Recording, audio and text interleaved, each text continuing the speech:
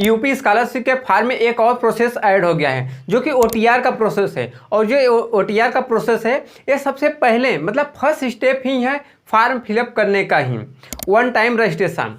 जब आप अपना स्कॉलरशिप फॉर्म भरते हैं, चाहे फ्रेश लॉगिन मतलब फर्स्ट टाइम उस कोर्स के लिए रजिस्ट्रेशन कर रहे होते हैं या फिर आप रिन्यूअल कर रहे होते हैं, पिछले साल में आप अपना स्कॉलरशिप भरे हैं, वहाँ पर आपको ओटीआर नंबर चाहिए है। चाहे रिन्यूअल रहें या फिर फ्रेश स्टूडेंट रहें, दोनों के लिए ओटीआर मैंडेटरी है। ओटीआर करने के लिए आपको क्या क्या डॉक्यूमेंट लगेगा, तो आपका कोई खास डॉक्यूमेंट इसमें यूज नहीं होने वाला है। मोबाइल नंबर, आधार नंबर, यही दो चीज़ आपको चाहिए। आधार कार्ड पे जो आपका डिटेल है और जो आपके क्लास 10 के रिजल्ट पर डिटेल है, दोनों मैच होना चाहिए, मतलब सेम सेम होना चाहिए। Father name, mother name, date of birth और आपका नाम, ये चार चीज़ आपका आधार कार्ड पे सेम होना चाहिए, तभी आप ओटीआर करने जाइएगा। अगर आपका क्लास 10 के रिजल्ट पे कुछ और, date of birth, father name, mother name या फिर आपका नाम है और आधार पे कुछ और है, स्पेलिंग मिस्टेक ही क्यों ना हो, तो आपका ओटीआर उस टाइम नहीं हो पाएगा, एरर आ जाएगा और आधार वेरिफिकेशन का टाइम फेल्ड हो जाएगा, तो आपको दिक्कत होगा। ओटीआर करने से पहले ही आप अपना क्लास 10 का रिजल्ट और आधार कार्ड का डिटेल जरूर से मिला लीजिएगा, फिर उसके बाद ओटीआर करने जाइएगा।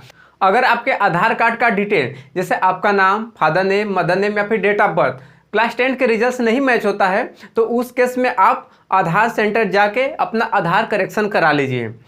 एक भी स्पेलिंग उसमें मिस्टेक नहीं होना चाहिए, अदरवाइज आपको दिक्कत हो जाएगा और आपका ओटीआर नहीं हो पाएगा। तो ओटीआर करने से पहले ही आप ये प्रोसेस कर लेंगे तो आपके लिए ज़्यादा बेटर होगा। तो अब देखते हैं कि ओटीआर कैसे करना है। ओटीआर करने के लिए आपको किसी भी ब्राउज़र में सर्च करना है UP scholarship. UP scholarship search करेंगे तो वहाँ आपको वेबसाइट आएगा, उस वेबसाइट पर आप क्लिक करके तो आप यूपी स्कॉलरशिप के वेबसाइट पर चले जाएंगे, या फिर वीडियो डिस्क्रिप्शन बॉक्स में आपको यूपी स्कॉलरशिप के वेबसाइट का लिंक मिल जाएगा, आप उस पर क्लिक करिएगा। जब वेबसाइट ओपन हो जाएगा तो वहाँ पे आपको ओटीआर वन टाइम रजिस्ट्रेशन का बैनर शो होगा। जब बैनर शो होगा तो वहीं पे आप नीचे में देखेंगे तो लिखे रहेगा ओटीआर वन टाइम रजिस्ट्रेशन पंजीकरण करें, तो आपको उस पर क्लिक करना होता है। वहाँ पर आपको ओटीआर का गाइडलाइन दिखता है। गाइडलाइन में होता है मोबाइल नंबर, आधार नंबर, ये आपके पास होना चाहिए, और जो आपके आधार कार्ड में मोबाइल नंबर ऐड है वही मोबाइल नंबर आप ओटीआर में देंगे तो ज़्यादा बेटर होगा।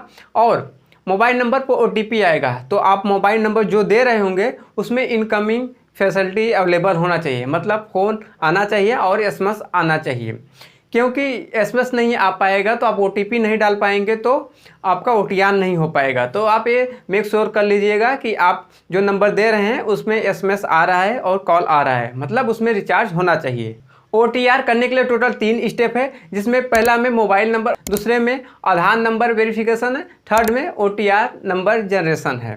तो वहाँ पर ओटीआर नंबर जनरेट होता है। तो नीचे रेड कलर का लिखा हुआ है, आप उस बॉक्स को टिक करना है, फिर उसके बाद प्रोसीड करना है।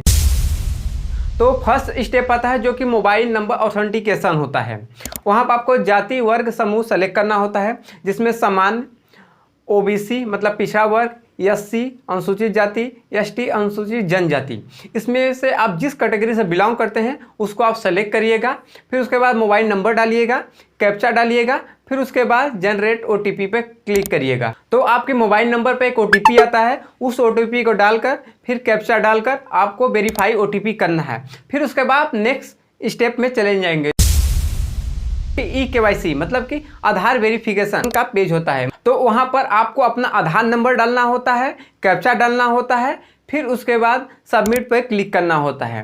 तो जब सबमिट पर क्लिक करते हैं तो आपके सामने आपका आधार डिटेल जो है वो शो होने लगता है, जिसमें कि लेफ्ट साइड में फोटो शो होता है और राइट साइड में name, guardian name, date of birth, gender, ये सब शो होता है। तो नीचे वेरीफाई का ऑप्शन है, उस पर आपको क्लिक करना है। जो आपके आधार कार्ड से मोबाइल नंबर लिंक रहेगा उस पर ओटीपी जाएगा, उस ओटीपी को डालकर आपको सबमिट करना होता है। अगर ओटीपी नहीं जा रहा है तो आप रीसेंड ओटीपी कर सकते हैं।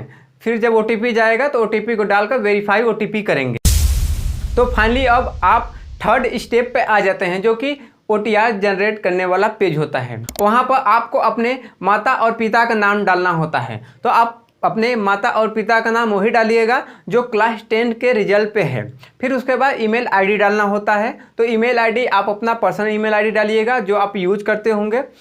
उसी को डालिएगा और ईमेल आईडी मेक श्योर कि गलत ना हो, सही सही ईमेल आईडी डालिएगा। फिर उसके बाद कैप्चा डालकर सबमिट करें तो सक्सेसफुली आपका OTR जनरेट हो जाएगा, जो कि UP25 करके आगे नंबर दिया होगा। तो यही आपका OTR नंबर होता है।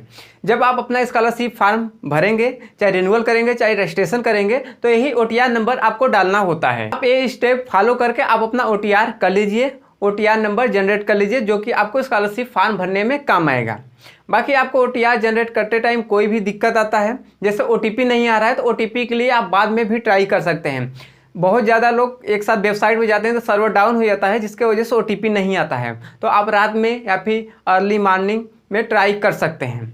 बाकी आपका कोई भी कमेंट रहता है तो कमेंट सेक्शन में कमेंट करके पूछ सकते हैं। तो मिलता हूँ नए वीडियो में नए टॉपिक के साथ, तब तक के लिए जय हिंद, जय भारत।